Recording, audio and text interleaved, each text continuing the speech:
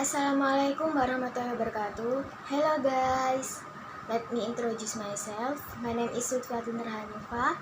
My class is 2C of English Study Program Trunojoyo University Madura. Now, I would like to give an opinion about the time of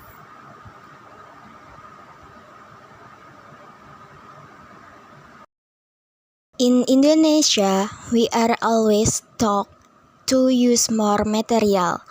The material also sometimes exceeds our brain's capacity to digest it.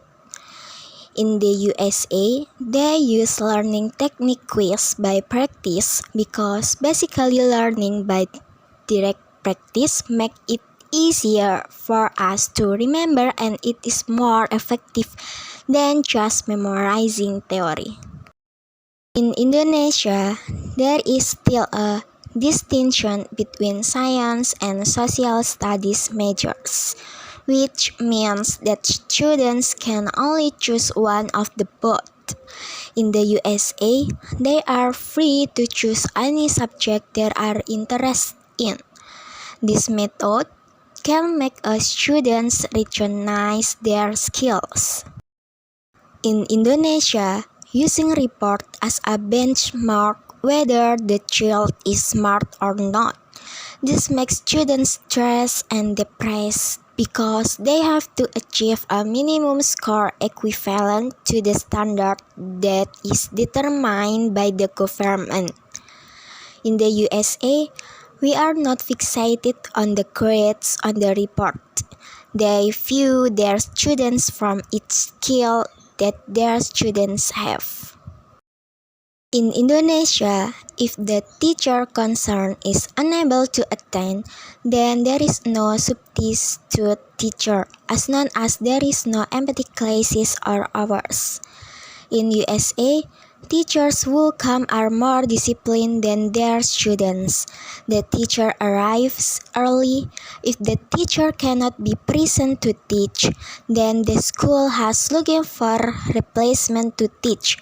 So there is no term empty hours in learning.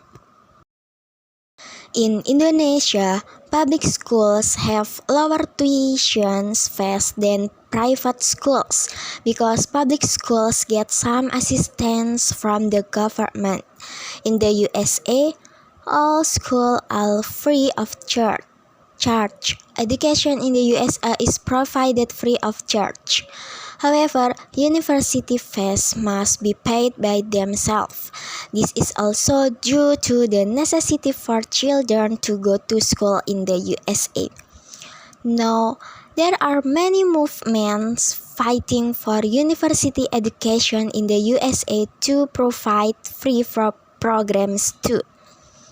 Many feel that education at university is also something important and must be accessible to all levels of society. Students in Indonesia must pass many exams such as midterm exams, final semester exams, national exams, and various other exams.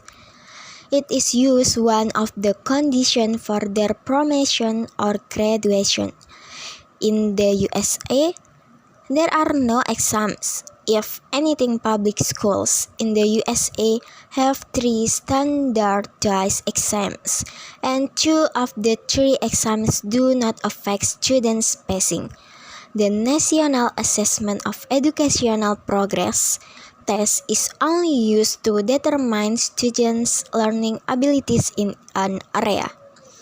Meanwhile, the State Achievement Test is only used to determine whether a school will receive additional funding from the government. In addition, the exam that is required in only the high school graduation exam. The conclusion of this topic is Indonesia and USA have quite striking differences in the education system. The differences between the two is that in the United States, they place more emphasis on learning directly from practice in the field, in contrast to Indonesia, which use more material in each lesson. It is undeniable that education in the United States is much better than in Indonesia.